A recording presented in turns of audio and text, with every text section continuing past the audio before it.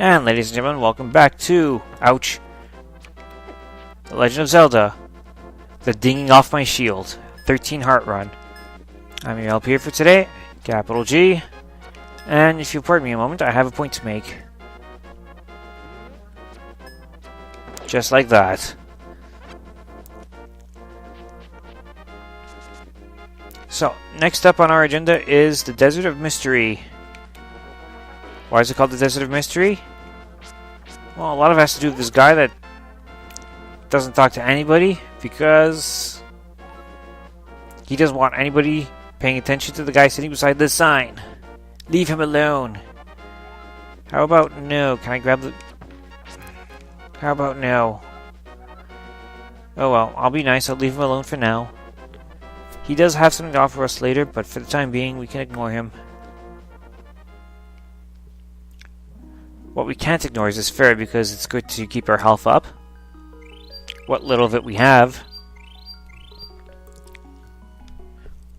We'll never have very, very much health, it seems. It's like money, we'll never ever have enough. But such is the consequence of electing to perform a 13 heart run. Come on, birdie. Come on, birdie. So notice how we have this little path here. Gotcha. Essentially leading us up to this door. Got this little cove here. Looks pretty comfy actually. And Samuel has joined us here, so let's go talk to him. Ah, it is the Book of Medora. With it you can read the language of the Black Watch. Yeah, so if you come to the desert and you don't already have the book, he'll tell you about it. And by the way, there's another place to bomb. And if you blow that up, you will definitely find another heart piece.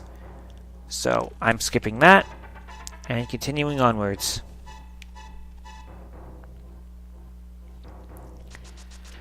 What we want here is the palace that holds the next pendant. And it's not too far, it is going in this direction. As you can see, the desert is actually pretty expansive and empty for the most part. It's not the most interesting place. It just has a lot of these weird sand things, and there's a heart piece right there out in the open. But we don't care about that too much because, again, 13 heart run. I know I sound really, really repetitive, but at the same time, fact matters, if someone comes in like halfway through the series and doesn't know why I have so few hearts, well, it's better I keep mentioning it. So, yes, this is the language of the ancient Hylian. And it's all onks and snakes and squiggly lines, which makes absolutely no sense to anybody. But when you have the Book of Medora, which is a use item, you equip it, you use it to open the way forward, make your wish here, and it will be granted. Oh, I wish. Oh, I wish. I wish to continue forward. I wish for a beautiful woman, and I wish for... oh, 150 more subscribers at least. And it worked!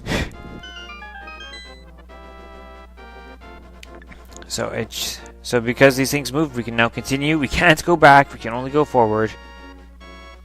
So forward it is into the mouth of this thingamabobby.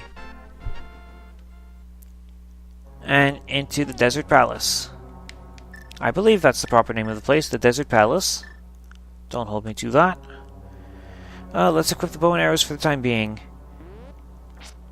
And let's do that. Try and keep these guys away. Yipes. They're jokers thinking like they can just dig up from under me just to attack. Not gonna happen here. Not today.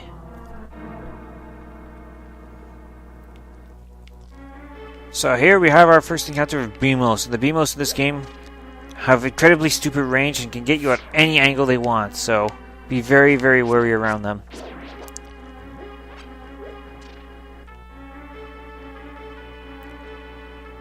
Whoa, you missed me. This place has a very simplistic design, by the way. As you're going to see very, very shortly. Very, very simplistic design and very, very dangerous enemies. So I have to be very, very careful. Especially these purple ones, they do a lot of damage, of course. And they take a couple of hits to take down. Press that button. Take down the Cyclops, and we're filling up on arrows very, very quickly, which is good. And we have our map. So this is what the place looks like. Not an item menu, but this. So there's quite a bit to explore here in the main part. And you notice this basement, first floor, second floor.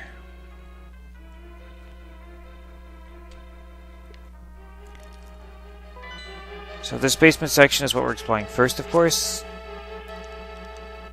There's an upper section that we'll eventually get to. Do not go in this door, by the way. Do not, under any circumstances, go through that door. It is a trap. Just a pro tip. It's a trap. There is nothing in there. You do not want to go in there. Where you want to go is... Where is it you want it to go? You want it to find a key, that's for sure. And it's not here. I'm trying to remember where the key is. First thing you need to do is find the key to go through that door, and I think it's on the left side, come to think of it.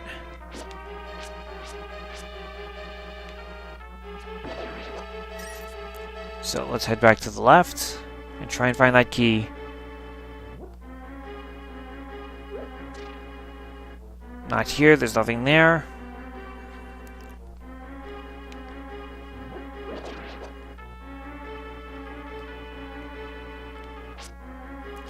But more like over here. Was it up here? Yeah, up here is where the key is hiding. Actually, if I remember correctly, if you're in the doorway, the Beamos doesn't see you. Am I correct? I am correct. You can hide from the Beamos in the doorway. And much like how we got the Book of Medora, you run into the lantern to get your key. And what does Samuel have to say? You must never fail to find all the treasures in each dungeon. Yeah, I can, because some of the treasures involve heart pieces, and I don't want heart pieces. But I definitely want all the good and important stuff.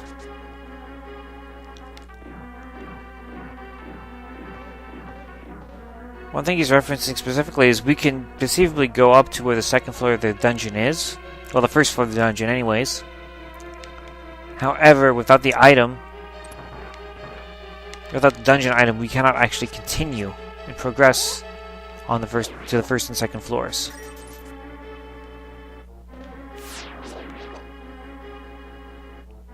And the compass will tell us where the boss is. That's all the compass does in this particular game, is just tell us where the boss is. Aha, run right through. And we have our big key. We can open many locks that small keys cannot. Yeah, in later games the compass is a lot more useful, but in this one, all it ever tells you is where the dungeon boss is located. As you can see, they're towards the end of the second floor. So, shouldn't be too much of a surprise that he's there. It is one of the furthest points. But I digress. There are other games where the compass is actually really, really useful, and this is not one of them. I'm just going to reset that and see if I can get through this a bit better. Because I don't want to get zapped, and I don't want to get chased down by these guys too much. There we are. Gonna go this way. And here we need to find the switch to open the door. So I'm just gonna wait for him to pass the eye, and then boom. That's where it's hiding. And here you find the big chest. And in the big chest, the power glove. You can feel its strength in both hands. You can pick up and carry stones. And you can twist your hand 90 degrees to the right to drive your automobile. And there's a D-pad on it. There's buttons on it and everything. It's amazing. Really cool 80s technology. So you just press the button again. Go on through. And now we are ready to go towards one of the exits. Just going to point out here. There's ways into the dungeon on the bottom left and the bottom right. The bottom right is just an exit that takes you right back into the desert. But it's the bottom left exit that interests us. So that's where we're going.